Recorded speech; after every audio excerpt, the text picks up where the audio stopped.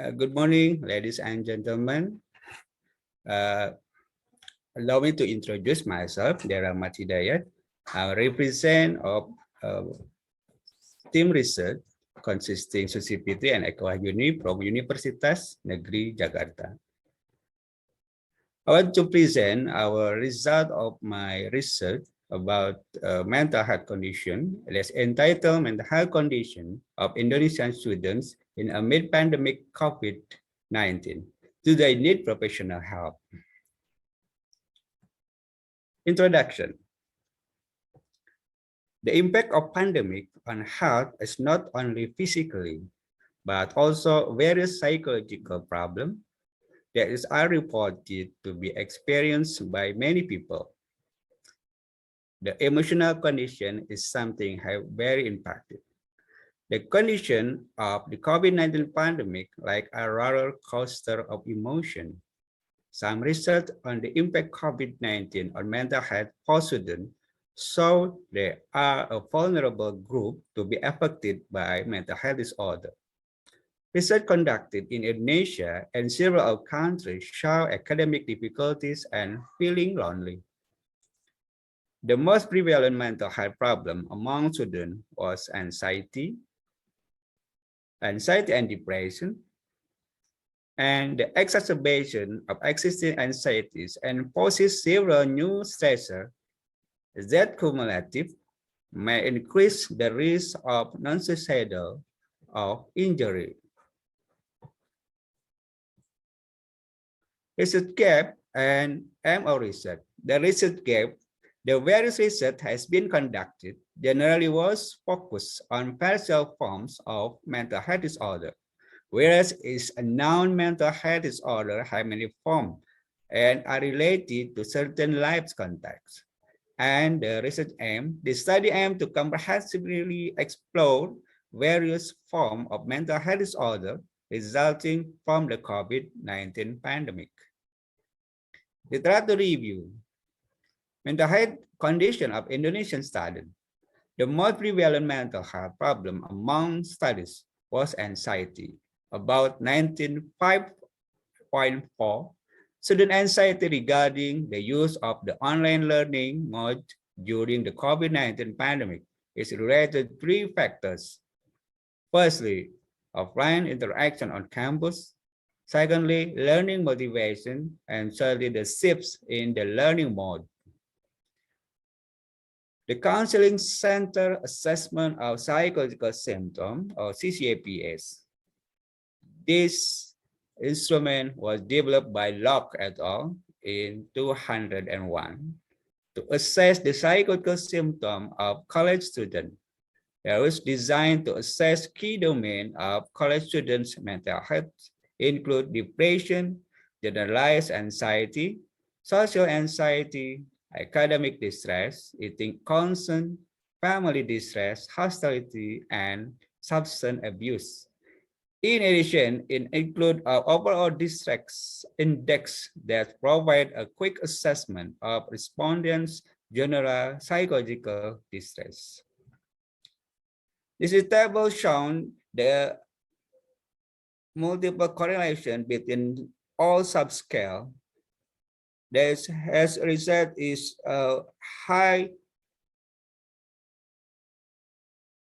This is a high correlation between all subscale. Methods.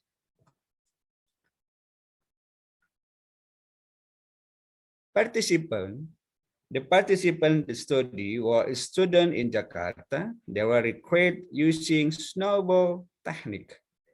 The procedure to recruit, the researcher contacted the teacher who will contact the persons. Then the teacher contacts student representative students who were willing to respond. Previously, they were asked to fill out a consent form to ensure volunteering.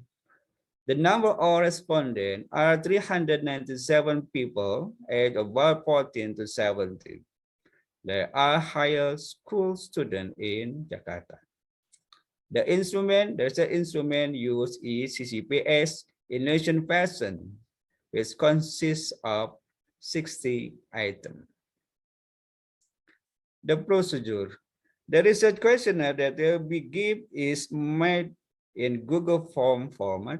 Researchers distribute questionnaire to the WhatsApp application to the teacher who were research partner. Then partner teacher continue sending questionnaire to their fellow teacher. The out questionnaire will be analyzed, while incompleted questionnaire will not be analyzed. Location research is in Jakarta, and data analysis, data which has been collected and analyzed by descriptive and categorizing of which for process using SPSS 26%.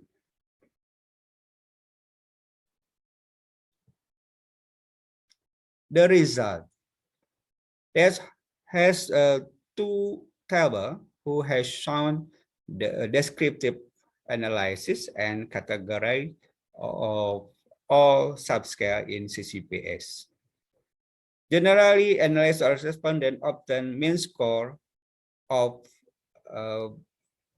level of mean of all the subscale. The highest score is in distress academic, and then hostility, and overall the total is 19, and so the distress academic is always the high level. For category, mostly the number of students who were in the middle level category of mental problem, the highest thing especially in academic distress in 16 each of the total sample, while the high level only 3%, and the number of students in the lower level are 39%. Discussion. Students in Indonesia during the pandemic showed any mental health disorder from the 8 type of mental health disorder identified. They were at the moderate level and some were even low. This research is actually not been expectation because several surveys conducted show the students are vulnerable groups affected by COVID. The ability to overcome difficulties and problems of COVID-19 seems to be related to the resilient abilities of students and good coping abilities because positive emotion-focused coping strategy may be effective for reducing psychological symptoms. Those who have the right coping skill will generally have better health. Conclusion. The COVID-19 outbreak has shown a sloping trend and looks like it will be soon resolved.